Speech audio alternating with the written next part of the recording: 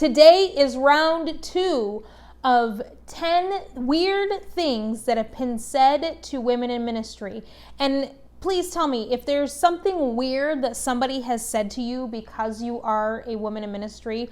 Please drop it in the comments below because I would love to read them.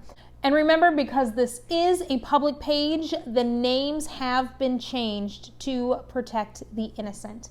Number 1, someone asked Christina, "Did your husband approve of your sermon?" Why, yes, he did, and so did my dad and my grandpa and my uncle and my brother.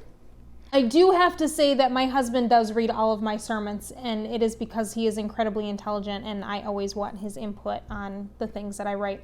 Number 2, Janelle was asked, "So you're like a stay-at-home mom all week, and then you just have to be here on Sunday mornings, right?" A lot of male pastors get asked this question too, and in that person's defense, they really don't fully understand what we do all week, and that's okay, but it's still funny. Number 3, Marilyn, who is a jail chaplain, she's been a jail chaplain for 10 years, was told by a volunteer, "Girly girl, go home. You're not equipped for this job." Does that sound a little John MacArthur familiar? Paula was told, as she was guest speaking at a church, "We can't let you share from behind the pulpit, so we're going to be holding church in the fellowship hall. And if you could do us a favor and not tell anybody you're a pastor." I really don't know how to respond to that one. Susan was told, "Well, if God can't find a man, he'll use a woman. Heck, he used a donkey once."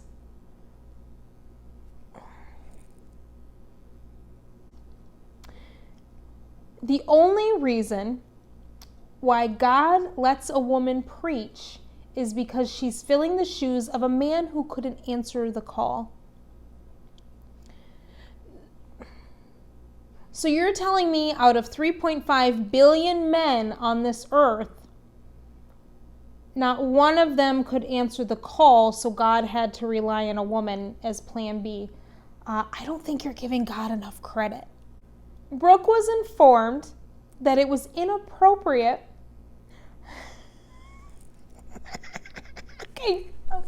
Okay. Brooke was informed that it was inappropriate for a woman to be speaking from the pulpit because they would tempt men to stumble and lust over those women.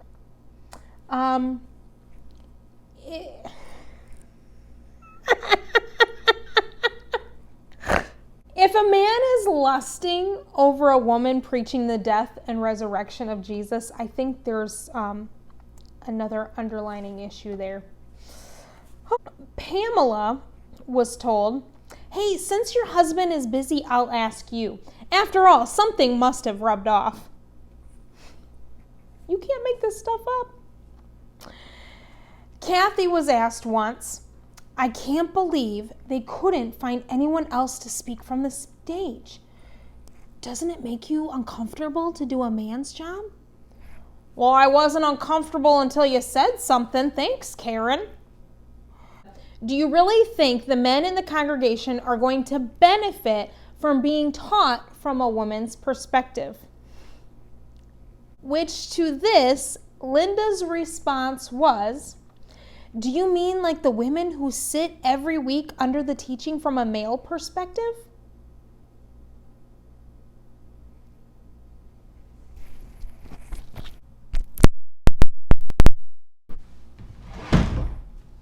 Now, we laugh at this because we know that as women in ministry, if we walk around jaded and bitter at all the things people say, then we're just going to be walking around miserable, and Jesus can't use us that way. So what do? We give people grace. I expect people to have grace with me when I say stupid things. We should probably have grace with other people when they say weird things to us. If somebody has said something weird to you because you're a woman in ministry, drop that in the comments below because I would love to read them. I love you all.